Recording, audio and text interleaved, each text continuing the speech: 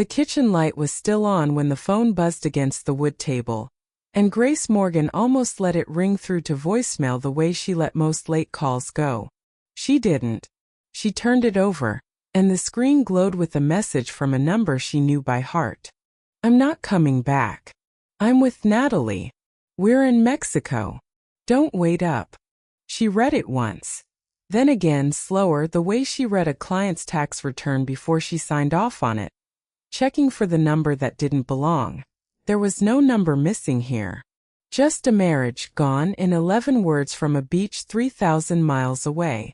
Grace set the phone face down on the table, picked her pen back up, and finished the column she'd been adding. Then she typed her only reply. "Good luck." Her sister never texted at all.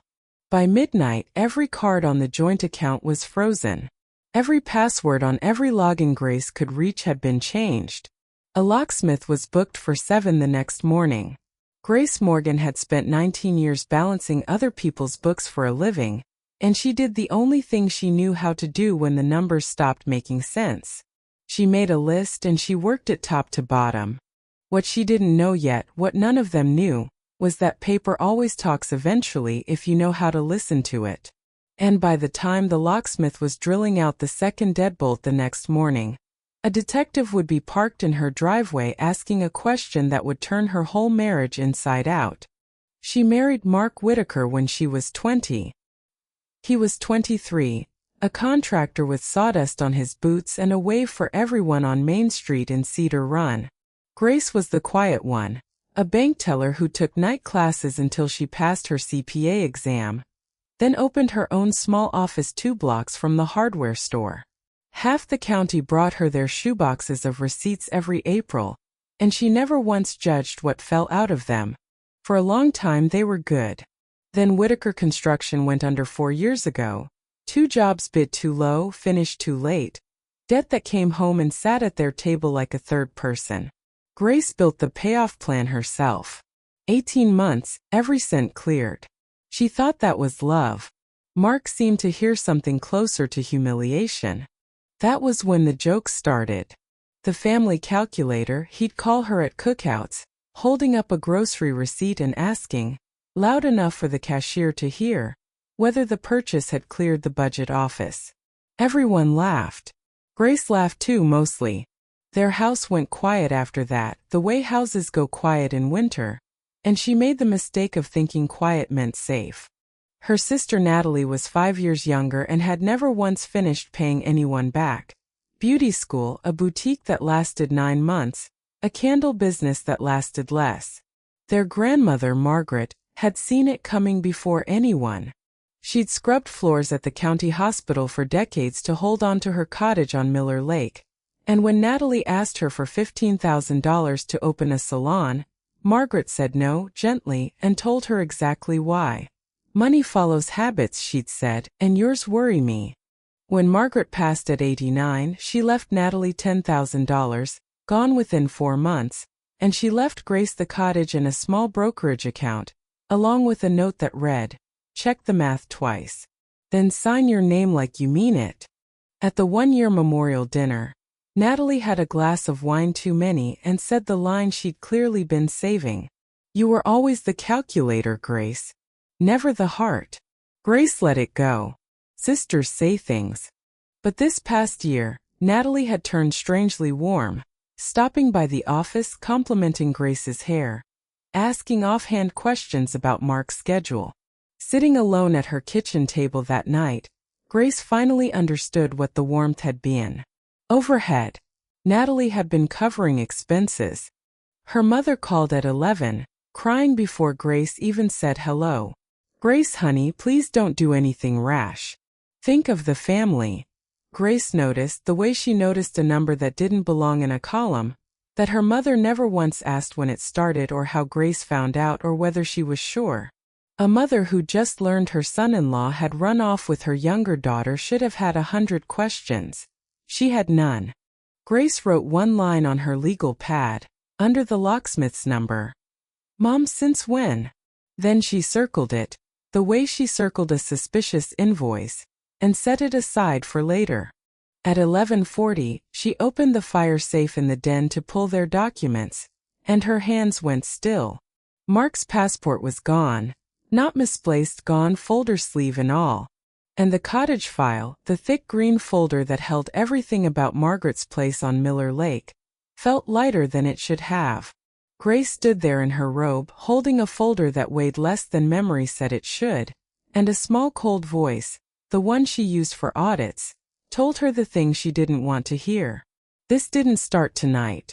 Whatever this is, it's been running for a while, and it's been running through your paperwork. She didn't sleep. She spent the night rewriting security questions, moving her own paycheck out of the joint account, filing a fraud alert, and emailing her attorney and closest friend of 20 years, Rebecca Doyle. Need to meet. It's urgent. Bring coffee. At 8:20 the next morning, the locksmith was still drilling out the second deadbolt when a Cedar Run police cruiser rolled into the driveway, followed by an unmarked sedan. A woman in a gray blazer came up the walk, coffee in one hand, badge in the other. Mrs. Whitaker. Detective Elena Ford. Do you have a few minutes? It's about a wire transfer. Grace poured her a cup and they sat at the same table where her marriage had ended by text 9 hours earlier. Ford slid a photocopy across the wood. A wire order from a bank Grace didn't use, dated the afternoon before, moving $40,000 out of her grandmother's trust account to a receiving bank in Mexico. The fraud department had flagged it and held it. A dormant account, a sudden 5-figure wire, a foreign destination. The order was signed in person at the branch, Ford said, watching her face. Yesterday, 3:40 in the afternoon. She turned the page around and pointed to the signature line. And the kitchen went very still, because there was Grace's own name, in handwriting close enough to fool anyone who hadn't signed 300 documents a year. Mrs. Whitaker, the detective said, not unkindly. Can you confirm this is your signature? The locksmith's drill whined down the hall. Her cards were dead. Her husband was on a beach with her sister, and now a detective was sitting at her kitchen table, asking her to explain a signature she had never written, on money someone was still trying to steal. Grace didn't argue with the signature. She opened her laptop instead and showed Detective Ford her calendar. The exact hour in question, spent with a longtime client walking through a quarterly filing, confirmed by email, backed by a parking lot camera from the jeweler next door. Then she laid 5 of her own signatures beside the wire order. Look at the R, she said. Mine breaks right. It has since I was 9. This one loop's left. Ford studied them a long moment, then asked the question that rearranged Grace's whole understanding of her marriage. Has your husband ever signed for you before? Grace opened her mouth to say no, and a memory arrived instead. Mark in his golf polo on a dozen Sunday mornings, offering to drop paperwork at the bank so she wouldn't have to make the trip. Her grateful. Him whistling on his way to the truck. Detective, she said carefully. What's the status of that 40,000? Frozen. Nothing's left the country. Ford gathered the copies and added before she left. In my experience, the person who cancels the cards first usually isn't the one hiding anything. Alone, Grace stood in front of her filing cabinet, the way a surgeon stands before an X-ray. The cottage account statements, which should have run in one unbroken line, had 3 years of gaps. Grace didn't lose paper. Ever. And 18 months ago, a courtesy notice from a bank she'd never used had shown up in her mailbox. She'd called that same day. Mark's golf buddy, a loan officer named Richard Bennett, had told her it was a mailing glitch, nothing attached to her name, and mailed her a letter on bank stationery confirming it. She'd filed it and trusted it because it came from inside the bank. She spread every statement she had across the table and poured the coffee she reserved for audits. Her husband hadn't just run away with her sister. He'd run away with a paper trail. He'd forgotten one thing. Paper was her native language, and she was about to read every word he'd left behind. 2 personal days and 3 pots of coffee later, the first horror surfaced. 3 years back, the mailing address on her grandmother's brokerage account had been quietly changed from her house to a post office box across town. Grace had never rented a post office box in her life. Every statement, every notice for 3 years, had sailed past her into a locked brass door 4 blocks from her own office. The second find was smaller and worse. A pamphlet in Mark's desk drawer for a bank they'd never opened an account at. A login name penciled in his blocky handwriting. Then the duplicate statements arrived. A home equity line opened 3 years ago, secured against Margaret's cottage, property that belonged to Grace alone. Limit: $100,000. Draw 90. Someone had signed as Grace Whitaker on the application, the disclosures, the closing package. Every signature looping left. And on the line marked loan officer, Richard Bennett. The same man who'd golfed with Mark every Sunday. The same man who'd written her the letter calling her only warning a system error. Grace called the branch and asked for Bennett. He'd gone on sudden personal leave. She asked for the notary's name instead and looked up the commission in the state's public database while her tea went cold. The notary whose stamp blessed her loan had left that branch 2 months before the closing date on her own seal. Moved to Tennessee, commission inactive. Someone had kept using her stamp like a rubber ghost. The texts started arriving in bunches after that, the way bills do. Mark first, what did you do to the cards? Fix this, Grace. Then Natalie. The resort is threatening to call the police. Is that what you want? And then, quoting Grace's own words back at her, good luck. 19 years and that's all I get? Grace didn't answer. She was busy running the numbers on 14 withdrawal forms from her grandmother's brokerage account, spanning 3 years, each wearing her forged name. The adding machine tape said $58,000 gone in slices, 90 from the cottage, 58 from the brokerage, 40 more frozen midair over the Gulf of Mexico. Nearly $200,000, if he'd gotten away with all of it. She drove to her mother's house that Sunday and asked her plainly, Mom, how long have you known? Her mother stirred her coffee for a long time before her shoulders came down, and she told Grace about Easter 14 months earlier, walking out to the car for a casserole dish and seeing Natalie sitting in Mark's truck.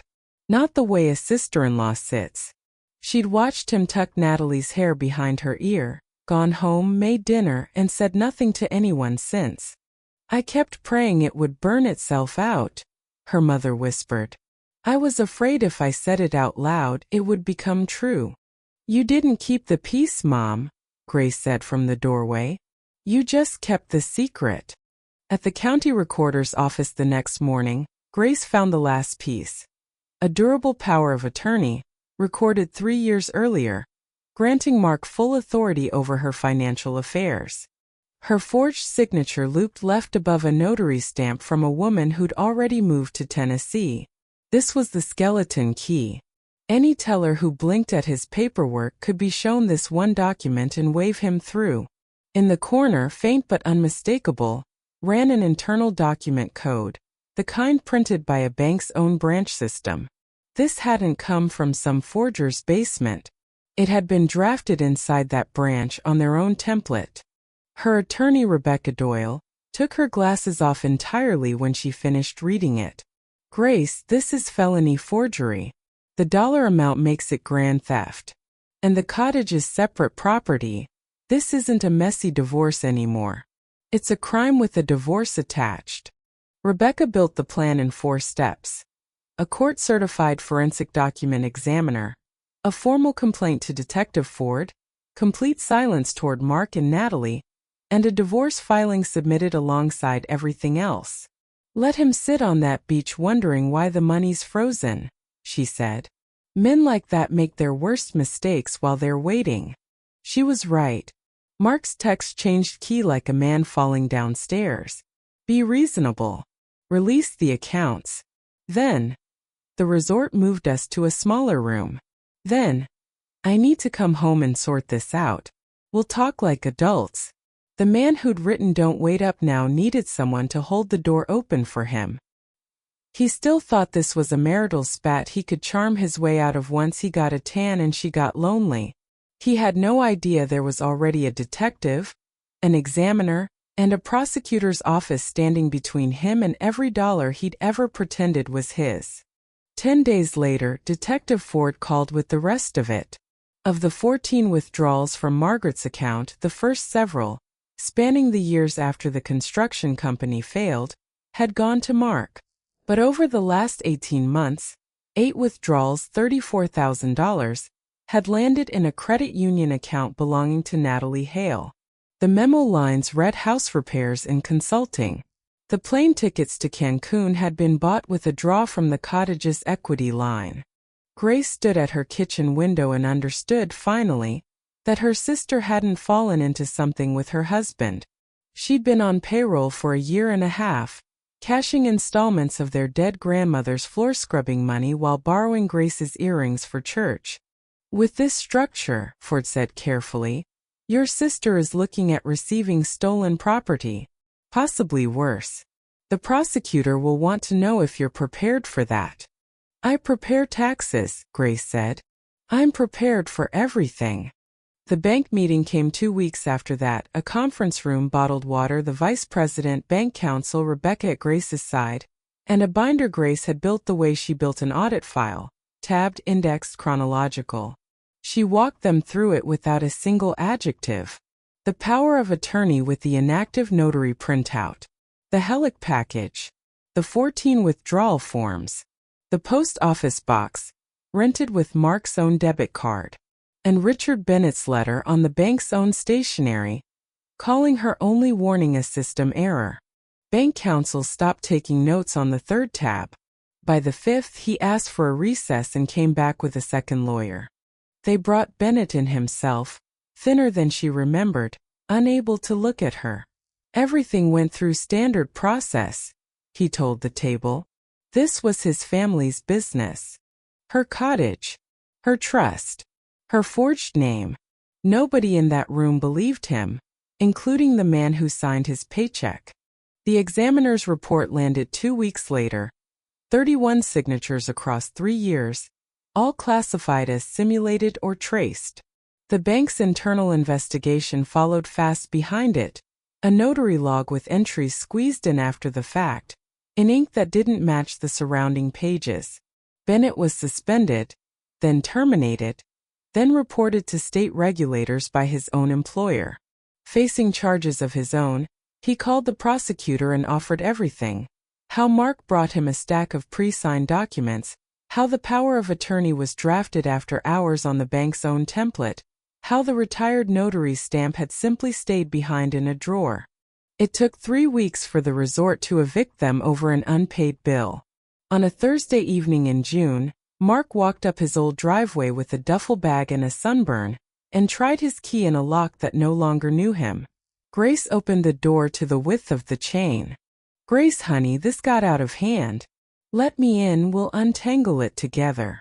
She said nothing. Nothing had never once in 19 years failed to make Mark talk more. And it didn't fail now. The charm burned off fast. You froze my money. You embarrassed me. You'll regret this. You said you weren't coming back, Grace said. It's the only promise you kept for 3 weeks. She closed the door. Down the street, a patrol car turned the corner right on schedule. Detective Ford had told her warrants don't care about sunburns. Natalie found her days later, in a parking lot, tan already peeling. You have to call this off. Mark's mother won't even look at me. Grace let her sister talk, and Natalie did not disappoint. Grandma's money should have been half mine. You did her book so she'd cut me out. Don't pretend that was love. That was strategy. Mark just took back what this family owed me. There it was, the whole ledger of her sister's resentment, laid bare between the shopping carts. The calculator is why you're not in jail yet, Grace said, and got in her car. The trial came that fall. Bennett testified against his own employer's paperwork. Mark's attorney tried to paint Grace as the controlling one, the wife who ran every dollar and surely knew. Grace answered every question with a document behind it. Badge scans, hotel folios, parking lot footage, until the lawyer asked, one time too many, how $90,000 could move past an accountant without her noticing. "I didn't miss the numbers, counselor," she said.